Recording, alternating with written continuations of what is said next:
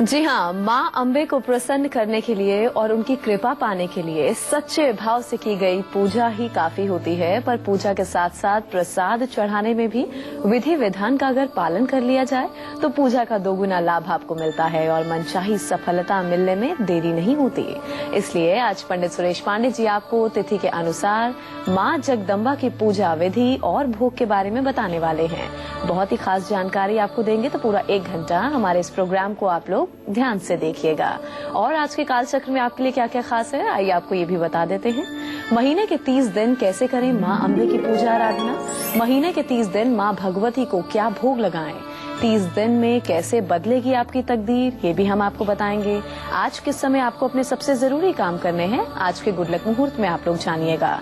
कौन सा पेड़ किस दिशा में लगाने से मजबूत होगी आपकी फाइनेंशियल कंडीशन, आज के सक्सेस मंत्र में हम आपको बताएंगे। घर से वास्तु दोष को दूर करने के लिए पूजा घर में आपको क्या खास चीज रखनी चाहिए, आज के वास्तु टिप में आप लोग जानिएगा। और अगर इन तमाम चीजों के अलावा आपके मन में कोई सवाल भी है तो आप निश्चिंत होकर हमें कॉल भी कर सकते हैं। हमारे नंबर्स हैं 0120-460-2503 और 0120-460-2504। तो पंडित जी के साथ हम आज की खास चर्चा की शुरुआत करें उससे पहले पंडित जी आपको आज का शुभ मुहूर्त बताएंगे।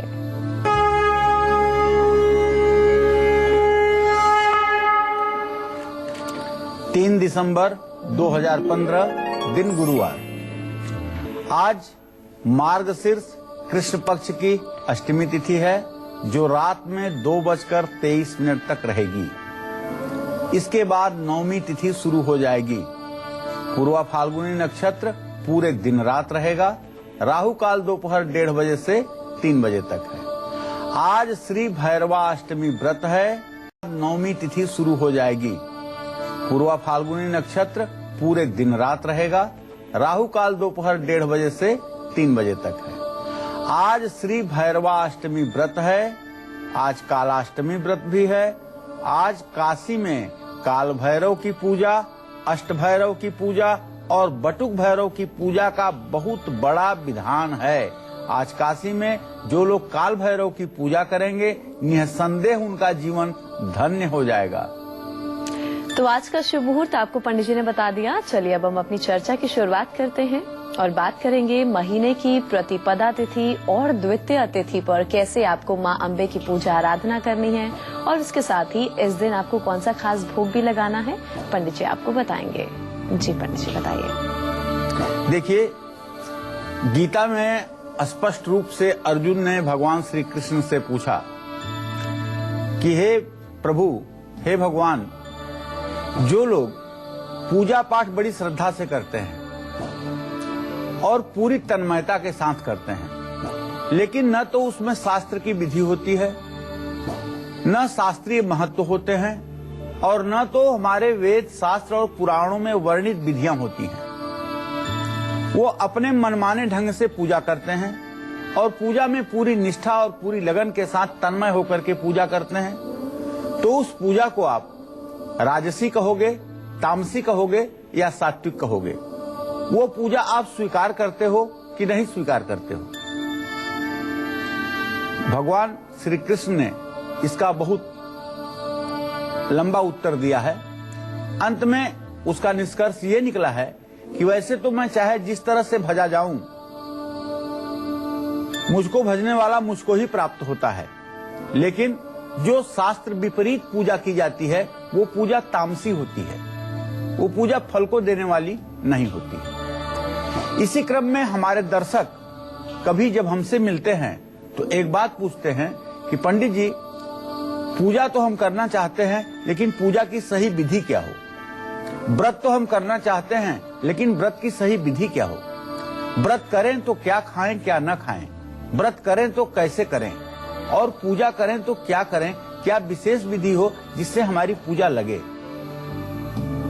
तो आज का जो हम विषय लेकर के आपके सामने आए हैं वो विषय हमारा ये है कि महीने में 30 दिन होते हैं, 30 तिथियां होती हैं और कलौ चंडी विनायकौ, कलयुग में देवी दुर्गा और गणेश के ही पूजा का विशेष प्रथम महत्व है। तो ऐसे में जो शक्ति की आराधना करते हैं, महालक्ष्मी की आराधना करते हैं, दुर्गा काली की आराधना करते हैं वो लोग 30 दिनों में माँ की कैसे विशेष पूजा करें कि उनकी पूजा 100% सफल हो जाए। तो एक बार इसी क्रम में योगीराज नारद ने भगवान श्री हरि विष्णु से पूछा कि माँ दुर्गा को किस दिन कौन सा विशेष प्रसाद चढ़ाने का विधान है प्रभु, ये बतलाइए।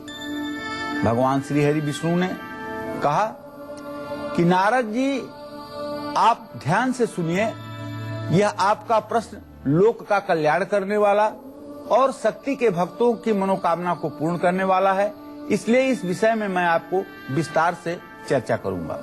भगवान श्री हरि विष्णु ने कहा कि माँ जगदम्बा की पूजा हर तिथि, हर वार, हर नक्षत्र में की जा सकती है और उसका अलग अलग विधान है। इसको समझ करके अगर पूजा की जाए तो माँ दुर्गा का त्वरित आशीर्वाद प्राप्त होता है। यही संपूजिता नित्यम प्रसादय धन भोजनय ददादि वित्तम पुत्राणाम अतिधर्मे गतिम शुभाम। 12 अध्याय का यह मंत्र है कि जो लोग प्रसाद से, धन से भगवती की आराधना करते हैं, पूजा करते हैं, उनको देवी ददाद वित्तम, धन देती हैं, पुत्र देती हैं, धर्म देती हैं और उत्तम गति देती हैं। ये चारों चीजें धर्म, अर्थ, काम, मोक्ष चारों पुरुषार्थों की सिद्धि कराती हैं। इसलिए आज मैं बता रहा हूं कि 15 तिथियों में किस दिन माँ दुर्गा को क्या अर्पित आप करेंगे। प्रतिपदा तिथि में माँ दुर्गा की पूजा गाय के घी से करनी चाहिए। पूजा के बाद गाय का घी किसी जरूरतमंद व्यक्ति को दान करना चाहिए। इससे पूजा करने वाला व्यक्ति कभी रोगी नहीं होता है। प्रतिपदा तिथि माने प्रथमा तिथि, पहली तिथि। ये 12 और 26 दिसंबर को है। इस महीने की 12 तारीख को और 26 तारीख को है। 12 और 26 तारीख को आप ये गाय का घी दुर्गा जी को कांसे की कटोरी में अर्पित कीजिएगा और इसे किसी जरूरतमंद को दान करिएगा। अब द्वितीया तिथि की बात करते हैं। द्वितीया तिथि में माँ दुर्गा को कांसे की कटोरी में चीनी भर करके उसका भोग लगाना चाहिए। इससे पूजा करने वाले व्यक्ति की आयु लंबी होती है। ये द्वितीया तिथि इस महीने की 13 दिसंबर को और 27 दिसंबर को है। देखिए, मैं कहता हूं कि जब भी आप कालचक्र देखने बैठें तो कागज कलम लेकर के जरूर बैठें, क्योंकि इसमें कुछ ऐसी जानकारियां होती हैं जिसे अगर आप नोट कर लें वो भविष्य में आपके काम आएंगी।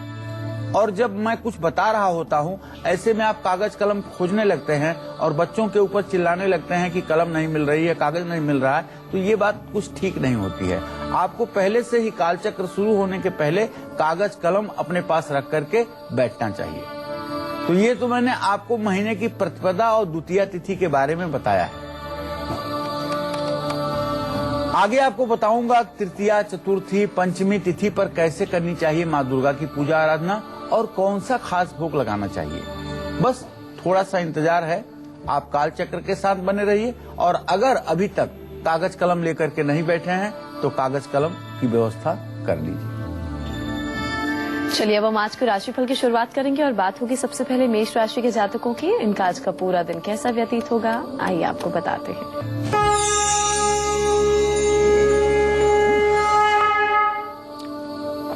आज मेष राशि के जातकों का ग्रह गोचर जो है आपके पंचम भाव में चंद्रमा की और बृहस्पति की स्थिति है। बृहस्पति और चंद्रमा की पूरी दृष्टि मेष राशि पर पड़ रही है। नए लोगों से आपकी मुलाकात होगी और जीवन साथी की भी उन्नति होगी। अगर आप महिला हैं तो आपके पति को आज कोई न कोई प्रमोशन जरूर मिलेगा। नए कारोबार में आपको मुनाफा होगा। आज आपको चाहिए कि एक तांबे का लोटा किसी धर्म स्थान में दान करें और दुर्गा जी की पूजा जरूर करें। अगर आज शाम को आप सुंदरकांड का पाठ करते हैं तो इसका भी पुण्य फल आपको प्राप्त होगा। जय मां विंध्यवासिनी।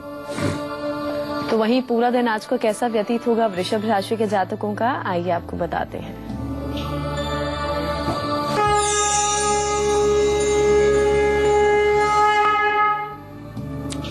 वृषभ राशि का स्वामी शुक्र स्वगृही है, अपने घर में है और इस समय 3 डिग्री 32 कला पर है। बृहस्पति की स्नेहा दृष्टि पड़ रही है। स्वास्थ्य में सुधार की पूरी संभावना बनी हुई है और पैसे से संबंधित संकट भी दूर होगा। नई योजनाओं से आपको लाभ मिलने वाला है।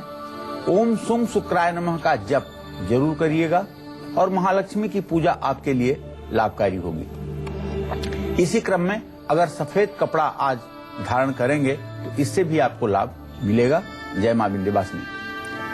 कौन सा पेड़ किस दिशा में लगाने से मजबूत होगी आपकी आर्थिक स्थिति, ये मैं बताऊंगा आपको आज के सक्सेस मंत्र में।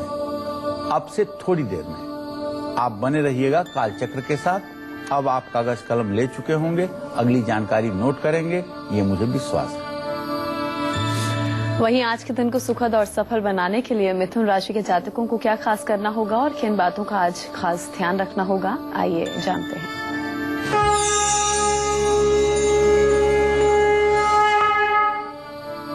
आज मिथुन राशि के जातकों का मन थोड़ा सा उद्विग्न रह सकता है, थोड़ा सा परेशान रह सकता है, इसलिए कि आपका राशि स्वामी बुध आपके राशि से छठे स्थान में शनि सूर्य के साथ इस समय अस्त की अवस्था में है। तो मेरा एक सुझाव आपके लिए है कि देखिए, समय तो आपका ठीक नहीं है, लेकिन थोड़ा सा धैर्य रख करके अगर आप अपने लक्ष्य से नहीं भटकेंगे और धैर्य से काम करेंगे तो मैं विश्वास के साथ कह सकता हूं कि 4 से 5 दिनों के बाद आपको सफलता मिलनी शुरू हो जाएगी।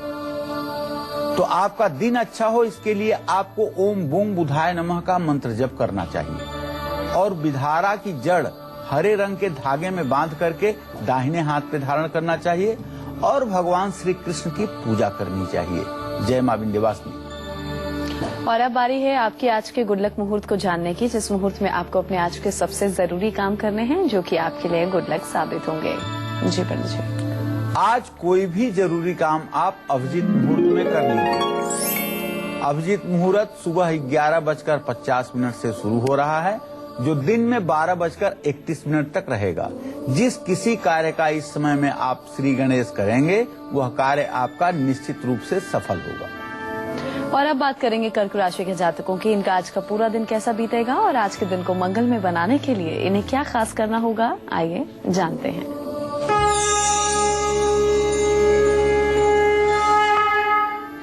कर्क राशि के जातकों को बताना चाहूंगा कि आज थोड़ी सी आपकी फिजूल खर्ची बढ़ सकती है। खुद को संयमित रखने की कोशिश कीजिएगा।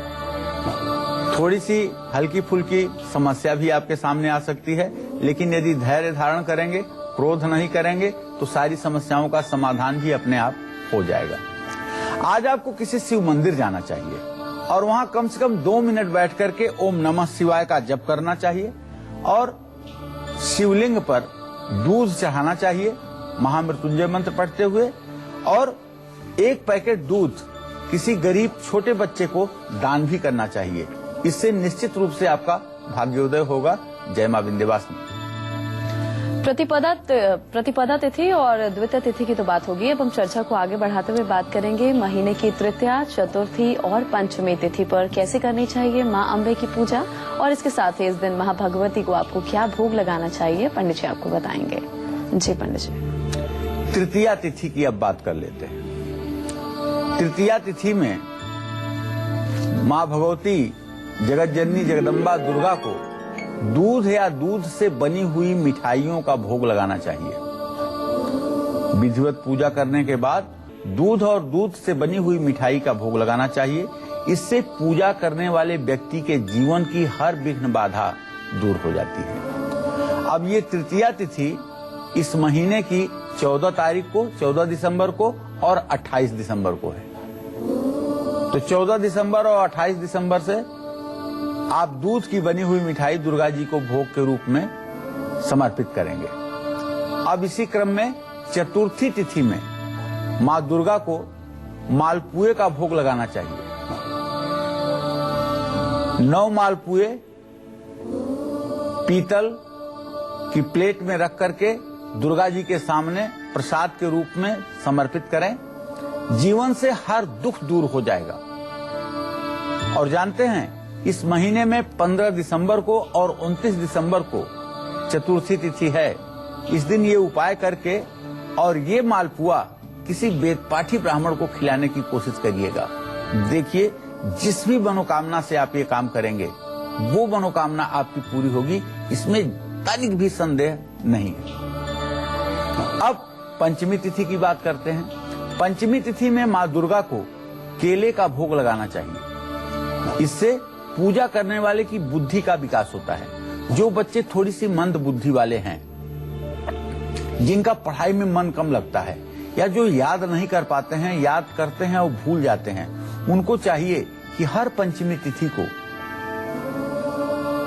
6 केला दुर्गा जी के सामने भोग प्रसाद के रूप में समर्पित करें। और ये पंचमी तिथि इस महीने में एक तो 16 दिसंबर को आ रही है और दूसरे 30 दिसंबर को आ रही है। इन दोनों तिथियों में केले का भोग लगाएं और ये केला, एक केला किसी गाय को खिला दें और एक केला किसी कुमारी कन्या को खिला दें। शेष बचे हुए केले को अपने परिवार में बांट लें। ध्यान रखें, पहला केला गाय को खिलाएं, दूसरा केला किसी कुमारी कन्या को खिलाएं और 4 केले जो बच रहे हैं उसमें अपने परिवार के लोग प्रसाद के रूप में केले को ले लें। निश्चित रूप से बच्चों के लिए तो ये रामबाण उपाय है बौद्धिक विकास के लिए, और हर महीने पंचमी तिथि पर ये उपाय आप अपने बच्चे से करवा सकते हैं। कोई महंगा उपाय नहीं है, बस आप दुर्गा जी की विधिवत पूजा कीजिएगा, उसके बाद केले का भोग लगवा दीजिएगा। तो ये तो बात हुई पंचमी तिथि की। आगे आपको बताऊंगा छठ से लेकर के पूर्णिमा तक कैसे करनी चाहिए माँ दुर्गा की पूजा आराधना और कौन सा भोग लगाना चाहिए। बस थोड़ा सा इंतजार जरूर करना पड़ेगा।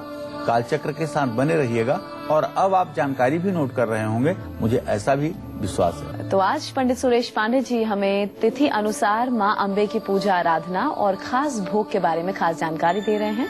तो इसी चर्चा को आगे बढ़ाते हुए बात करते हैं षष्ठी तिथि से लेकर अष्टमी तिथि की। इन दिनों में कैसे करनी है आपको माँ दुर्गा की आराधना उपासना और कौन सा खास भोग लगाना है, आइए पंडित जी से हम जान लेते हैं। जी पंडित जी। छठ तिथि को षष्ठी तिथि कहते हैं। ये छठ देवी की तिथि है। माँ दुर्गा का प्राकट्य इसी तिथि को हुआ था। तो छठ तिथि को माँ दुर्गा को कांसे के कटोरे में या चांदी की कटोरी में विधिवत पूजा करके शहद का भोग लगाइएगा। शहद बहुत प्रिय है माता को। दुर्गा मानस पूजा में भी इसका वर्णन आता है। इससे पूजा करने वाले व्यक्ति का सौंदर्य निखरता है। अगर कोई लड़की विवाह के योग्य है और उसके विवाह में अड़चन आ रही है, लड़के वाले आते हैं लेकिन नापसंद करके चले जाते हैं, तो उसे चाहिए कि छठ तिथि को दुर्गा जी की पूजा करके कांसे के कटोरी में, स्टील की कटोरी में या चांदी की कटोरी में शहद भर करके दुर्गा जी के सामने समर्पित करें। इससे आकर्षण, व्यक्तित्व में आकर्षण बढ़ता है। और सबसे बड़ी बात है कि छठ तिथि इस महीने में दिसंबर में, छठ तिथि इस महीने में दिसंबर में एक तो 17 तारीख को आ रही है और एक 31 दिसंबर को है। तो 17 और 31 दिसंबर को ये जो छठ तिथियां पड़ रही हैं, इस दिन आप मां को शहद समर्पित करके अपने आकर्षण को बढ़ाने में कामयाबी प्राप्त कर सकते हैं। अब सप्तमी तिथि में मां दुर्गा को गुड़ का भोग लगाना चाहिए। इससे जो लोग गुड़ का भोग लगाते हैं उनके जीवन से सभी चिंताएं दूर हो जाती हैं। अगर कोई चिंता से आप ग्रसित हैं और चिंता आपकी समाप्त नहीं हो रही है, तो आप सप्तमी तिथि को मां दुर्गा को गुड़ का भोग लगाइए। और जानते हैं, दिसंबर में 18 दिसंबर को और 1 जनवरी को 2016 को सप्तमी तिथि है। कितना सुंदर संयोग है कि एक तो 18 दिसंबर को आप गुड़ का भोग लगाएंगे और 1 जनवरी को भी आपको गुड़ का भोग लगाने का अवसर प्राप्त होगा। अष्टमी तिथि को मां दुर्गा को नारियल का प्रसाद चढ़ाना चाहिए। अष्टमी को नारियल का प्रसाद चढ़ाना चाहिए। नारियल दुर्गा जी के मूर्ति के सामने तोड़ना चाहिए। इससे भोग लगाने वाले व्यक्ति के जीवन से दुख, परेशानियां दूर होती हैं। अष्टमी तिथि दिसंबर में 19 तारीख को है और वैसे जनवरी में 2 तारीख को है, 2 जनवरी को है। तो निश्चित रूप से ये उपाय करके आप अपने जीवन को सफल सुखी बना सकते हैं, इसमें कोई दो राय नहीं। पूजा तो आप जगत जननी जगदम्बा की रोज करते हैं, तो पूजा में अगर ये विशेष रूप से प्रसाद को सम्मिलित आप कर लें तो शायद आपकी मनोकामना पूरी हो सकती है। अब नवमी, दशमी, एकादशी, द्वादशी तिथि पर कैसे करेंगे आप मां अम्बे की पूजा और क्या प्रसाद चढ़ाएंगे, क्या भोग लगाएंगे, ये सब भी मैं आपको बताने वाला हूँ अब से थोड़ी देर में। आप बने रहिएगा कालचक्र के साथ। जी हाँ, तो बस थोड़े से इंतजार के बाद पंडित जी आपको बिल्कुल विस्तार से जानकारी देंगे। अभी जरा हम राशिफल में आगे बढ़े, बात करेंगे सिंह राशि के जातकों की।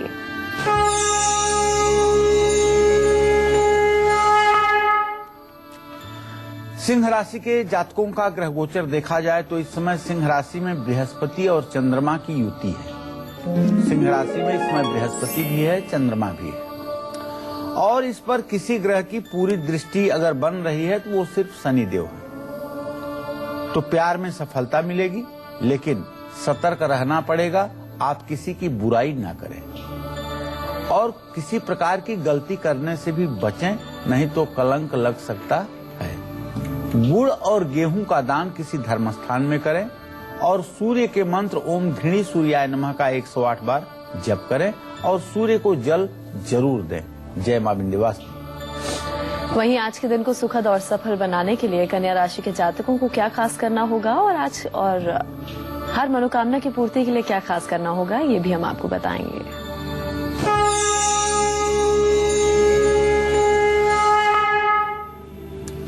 कन्या राशि के जातक निश्चित रूप से अपने कार्य के अच्छे परिणाम प्राप्त करेंगे, इसमें कोई संदेह नहीं है।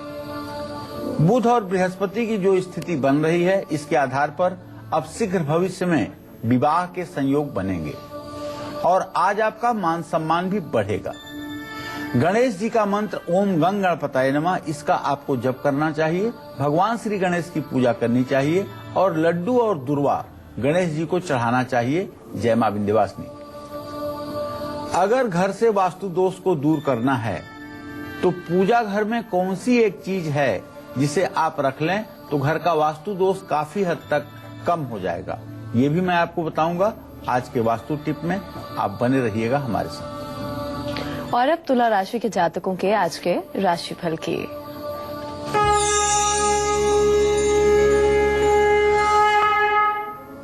तुला राशि में स्वयं तुला राशि का स्वामी शुक्र विराजमान है, लेकिन ग्रहों की जो स्थिति है, चंद्रमा बृहस्पति के साथ, मंगल राहु के साथ व्यय भाव में, तो सारी परिस्थितियां अनुकूल होते हुए भी थोड़ी सी परेशानियां उत्पन्न हो सकती हैं और आज आप थोड़ा सा तनाव में भी रह सकते हैं। लेकिन यदि आप विद्यार्थी हैं तो आपका पढ़ाई में मन लगेगा।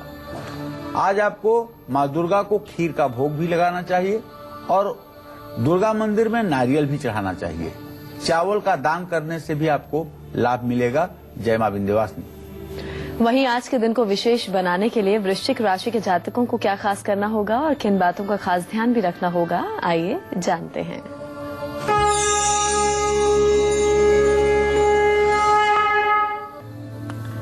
देखिए, आज वृश्चिक राशि के जातकों को अपने संतान से शुभ समाचार की प्राप्ति होगी। बच्चों से जुड़ी कोई खुशखबरी आपको मिलने वाली है।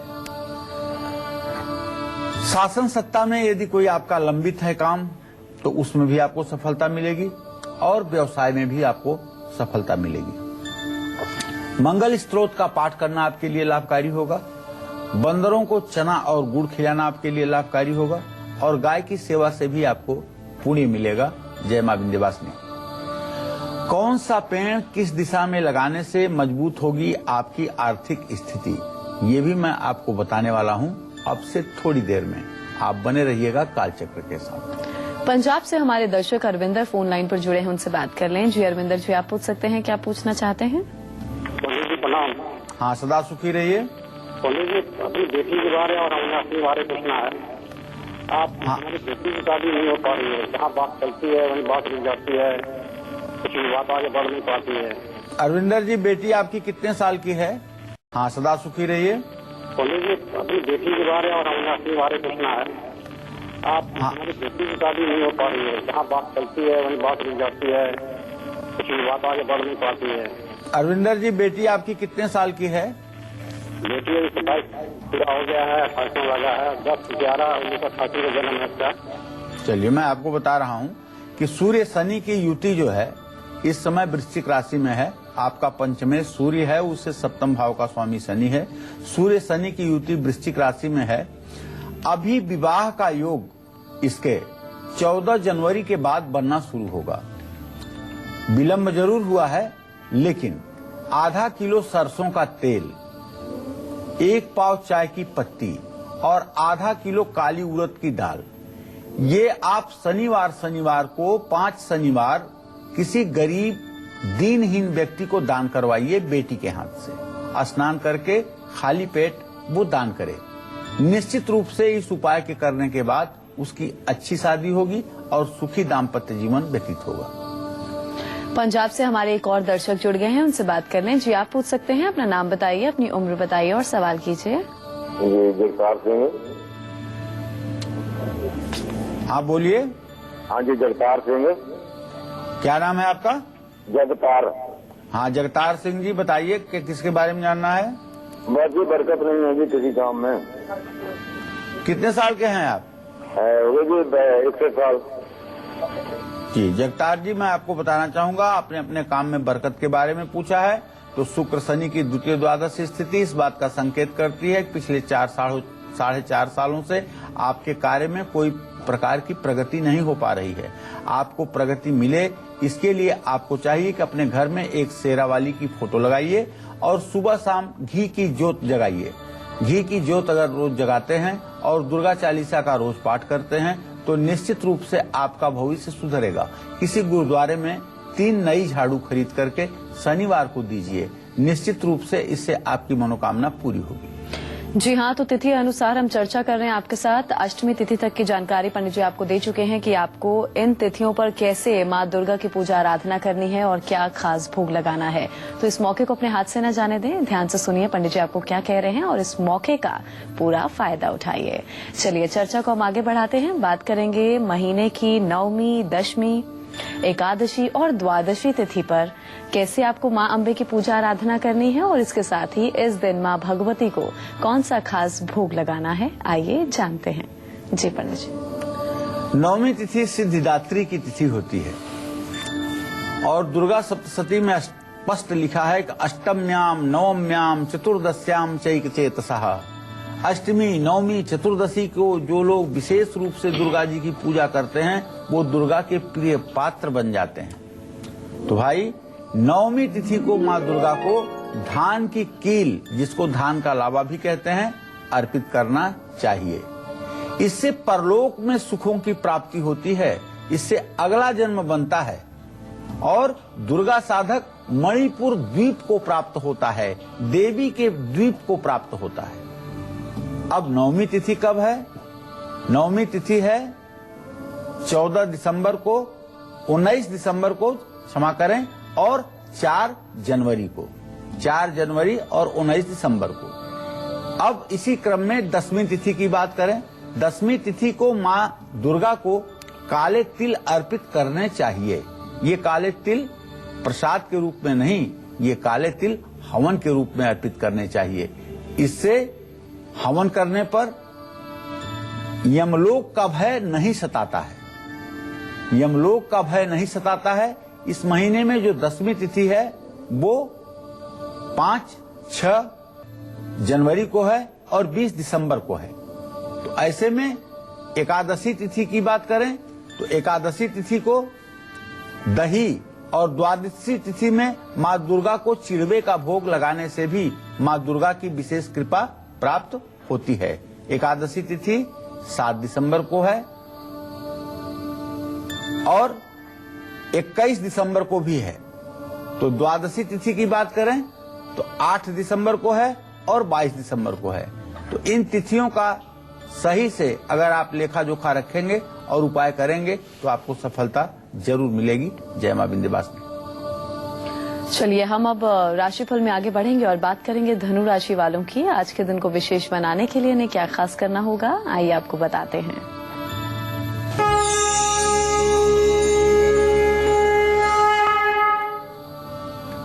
आज धनु राशि के जातकों के रुके हुए सारे काम पूरे हो जाएंगे।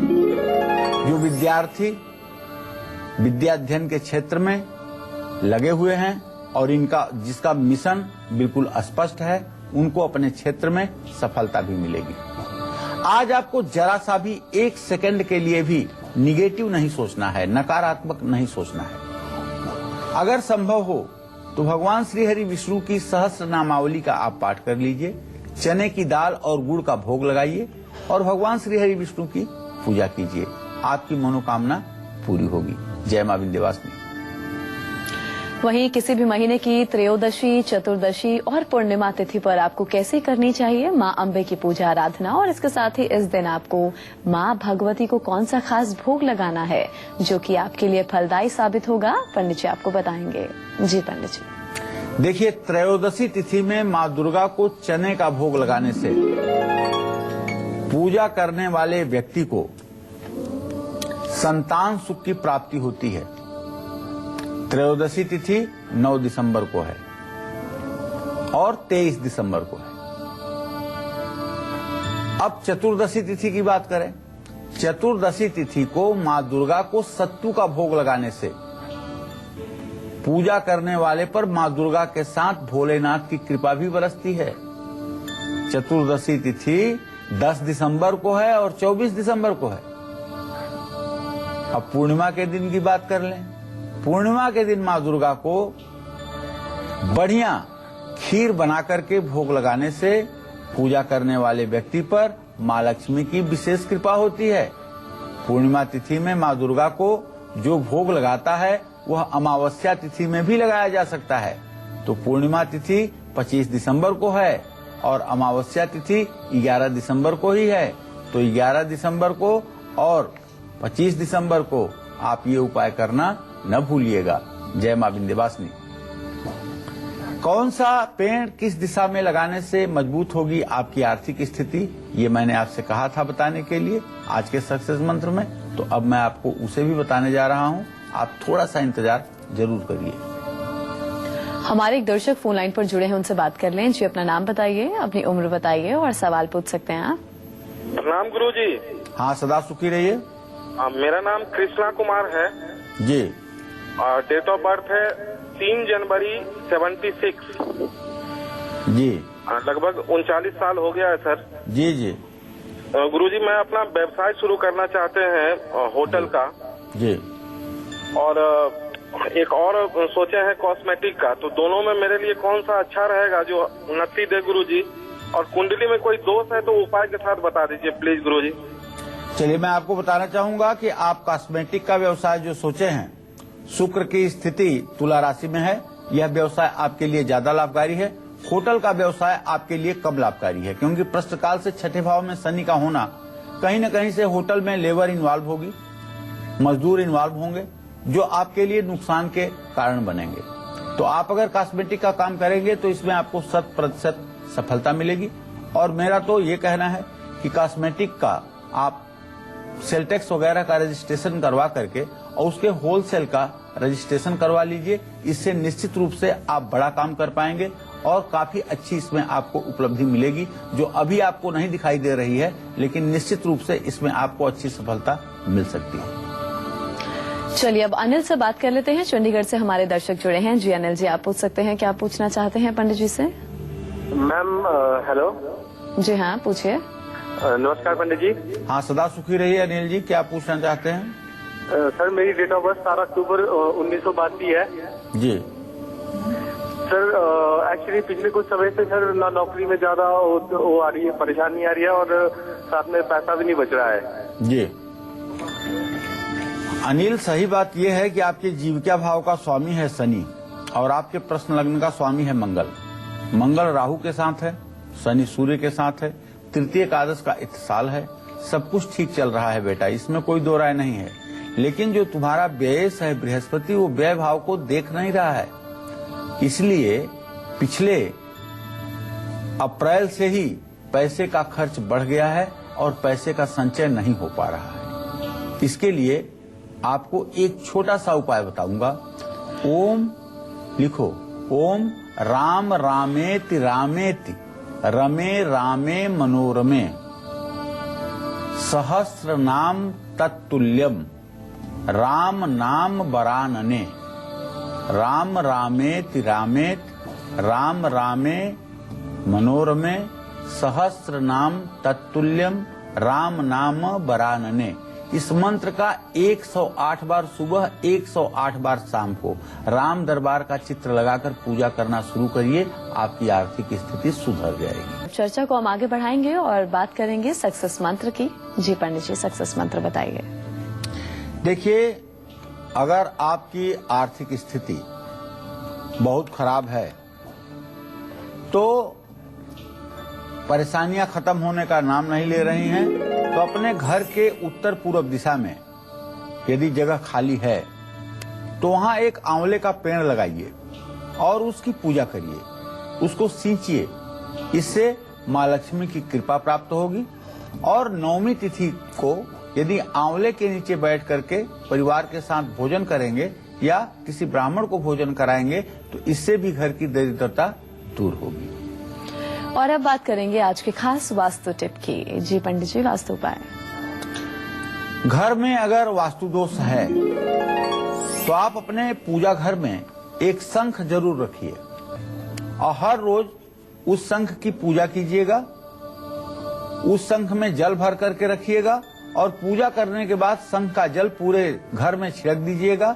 ऐसा करने से घर पर सकारात्मक प्रभाव जरूर पड़ेगा। और अब मकर राशि के जातकों का आज का राशिफल।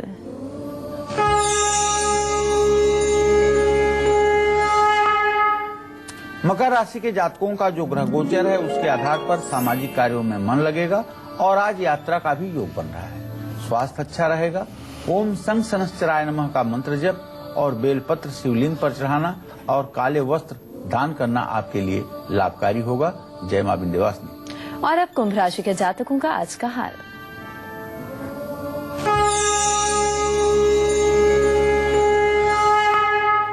कुंभ राशि के जातकों के लिए दिन अच्छा है। उधार दिया हुआ पैसा वापस मिलेगा। मनचाही सफलता मिलने का योग है और परिजनों का सहयोग भी प्राप्त होगा। हनुमान जी की पूजा करें, हनुमान चालीसा का पाठ करें, काले तिल से हवन करें। जय मां विंध्यवासिनी। वहीं आज का पूरा दिन कैसा व्यतीत होगा मीन राशि के जातकों का, आइए अब इनके बारे में आपको बता देते हैं।